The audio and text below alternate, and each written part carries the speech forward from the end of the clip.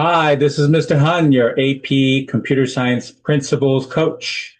And today we're going to review a sample multiple choice question that you will see on your AP exam.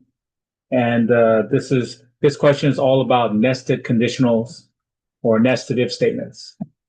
Okay, so in a lot of these coding problems, basically what you have to do is you have to make a table and then hand trace through the code. Okay, so we have two variables. So you make a table of variables basically. You have X and a Y. Okay, so I make a table here, X and a Y. Okay, so the first line of code, we're assigning or creating a variable called X, and we're assigning the integer value 5 to it. So X has a value of 5. And so I'm going to cross that off. We're done with that. Next line of code is we have a Y, creating a Y variable or assigning integer value 10 to the Y variable. So then I write that over here. Okay.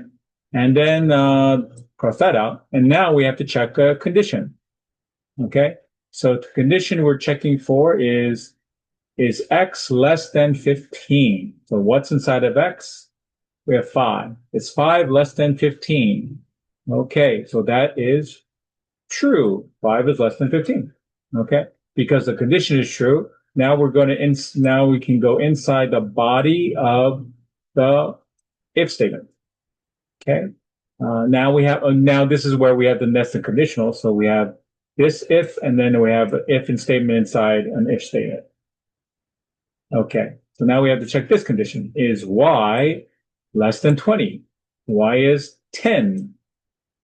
Okay, is 10 less than 20? Yes, 10 is less than 20. So Y is less than 20. So this condition is true. So what are we going to execute? We're going to execute this line of code. Okay. If this condition was false, then we would jump here and we would execute this line of code. Okay. Since the condition was true, Y is right now 10 and 10 is less than 20. Therefore, we are going to execute this line of code. Okay. Okay, so we're done with this. And so X, we're going to take X, which is 5 right now, to subtract 10, which means that now we're going to end up with a -5, -5. So we're done with that. We're not going to execute this part. Now we're over here. Okay. Okay.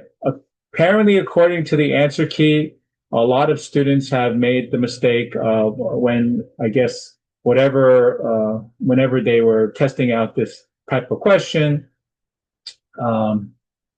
apparently what was happening, according to the answer key that comes with the study guide, right? This is not the same question, it's a different question because I modified it, right? So, but it's a common code, it's a common coding problem. So apparently, some of the test takers testing the sample, the mock exam, apparently they forgot to then execute this if statement. So I guess the tip for you would be, yeah, make sure you execute all lines of code. Make sure you don't skip any if statements. If in this type of question where they're testing your knowledge of nested conditionals. Okay. Okay, so last thing is we have to check this condition, okay? Is X greater than 15? No. X right now is -5.